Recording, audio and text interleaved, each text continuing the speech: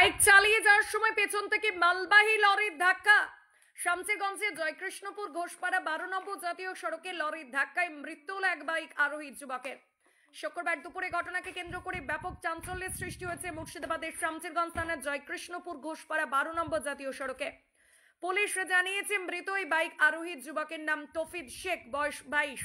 তিনি ভগবানগলা থানার চরসফি হাজিপাড়ার বাসিন্দা। ঘটনাস্থলে মৃত্যু হয় তার। পুলিশের স্থানীয় সূত্রে জানা গিয়েছে শুক্রবার ভগবানগলার দিক থেকে বাইক চালিয়ে মালদার দিকে যাচ্ছিলেন বাইক আরোহী দুই যুবক।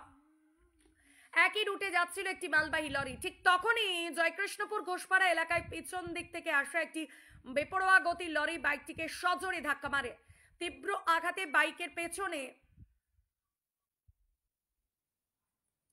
বসা তৌফিক শেখ রাস্তার উপরে ছিটকে পড়েন এবং ঘটনাস্থলেই তার মৃত্যু হয়। বাইক চালক কোনো রকমে প্রাণে বেঁচে গেলেও তিনি সামান্য আহত হন। দুর্ঘটনার খবর ছড়িয়ে পড়তেই স্থানীয় বাসিন্দারা ছুটে এসে ক্ষোভ প্রকাশ করেন। মুহূর্তের মধ্যে রাস্তায় ভিড় জমে যায় এবং বেশ কিছুক্ষণ যানজটের সৃষ্টি হয়। খবর পেয়ে ঘটনাস্থলে পৌঁছায় শামসেরগঞ্জ থানার পুলিশ। পরে পুলিশ পরিস্থিতি নিয়ন্ত্রণে নিয়ে আসে এবং মৃতদেহ উদ্ধার করে ময়না তদন্তের জন্য পাঠায়। পুলিশ সূত্রে জানা গেছে দুর্ঘটনার পর লরিটিকে আটক করে পুলিশ, যদিও পালিয়ে যায় চালক। মর্মান্তিক ঘটনায় শোকের ছায়া নেমে এসেছে মৃত তৌফিক শেখের পরিবারে ও গোটা চরসফি হাজিপাড়া এলাকায়। আমি 6 দিন আগে আমি নিজে মরছি বেলা 15-12টার সময় 11:30টার সময় কিসের লাগা থাকে না পুলিশ, কিসের লাগা থাকে না বেলা সময় রাস্তাটা কিসের লাগা কি কারণে থাকে না?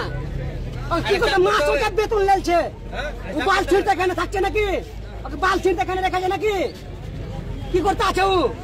মানে তুমি আমার ডিউটির টাইমে একটু খালি আমি ছাড়টা দেখিয়ে দিল, তারপরে চায়ের দোকানে গিয়ে আমি মোবাইলে গেল। কি চাইছেন এখন? হ্যাঁ, কি চাইছেন এখন?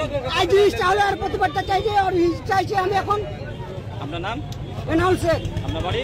কাকড়িয়া, প্রথমগঞ্জ। আজকে আমরা যেটা দেখলাম, একটা লরির মিডিলে মাঝে পোর্শনে বাইক আরোহী কোনো ক্রমে ঢুকে যায় এবং সরাসরি সে মারা গেছে। তার দেখার মতো পরিস্থিতি নেই, খুবই ভয়ঙ্কর অবস্থায় আছে। আর তার সঙ্গে আরো যারা ছিল ওরা আহত হয়েছে এবং বাইকের সেই রকম ক্ষয়ক্ষতি না হলেও প্রাণে মারা গেছে যেটা বাইকে ছিলেন। তার পরিচয় জানতে পারা গেছে? আর যেটুকু সূত্রে খবর পাচ্ছি যে লালগোলা সাইডে এরকম কিছু হবে। তার প্রশাসন এসছে তার ডিটেলস বের করার জন্য। এটা কোন জায়গা? এটা জয়কৃষ্ণপুর ঘোষপাড়া, শামসেরগঞ্জের মধ্যে, NH12। আপনার নাম? সুব্রত দাস। আপনার বাড়ি?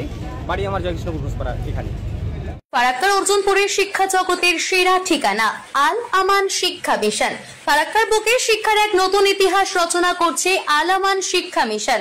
শিবনগর লালমাটি মাদ্রাসা সংলগ্ন এলাকায় মনোরম এবং শান্ত পরিবেশে গড়ে ওঠা এই শিক্ষা প্রতিষ্ঠান এলাকাবাসীর গর্ব। এই মুহূর্তে আল আমান শিক্ষা মিশনে প্রথম শ্রেণী থেকে নবম শ্রেণী পর্যন্ত ভর্তি চলছে। ভর্তি পরীক্ষার পাশাপাশি রয়েছে স্পট টেস্টের মাধ্যমে ভর্তির সুযোগ। প্রতিষ্ঠানে পড়াশোনার পাশাপাশি নৈতিকতা, মানবতা এবং ধর্মীয় শিক্ষার উপরে বিশেষ গুরুত্ব প্রদান করা হয়।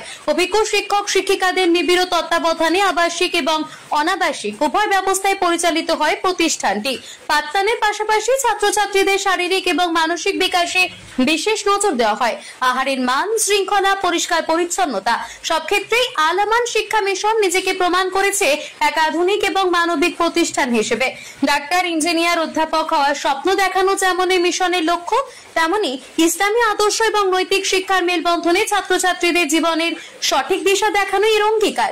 অর্জুনপুরের মতো পিছিয়ে পড়া অঞ্চলে শিক্ষার আলো ছড়িয়ে দিয়ে আল আমান শিক্ষা মিশন আজ এক শিক্ষা বিপ্লবের নাম।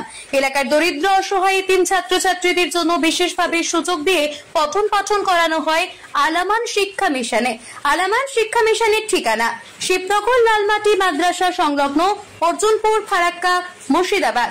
যোগাযোগ নম্বর 9474624665 অথবা 9126678440।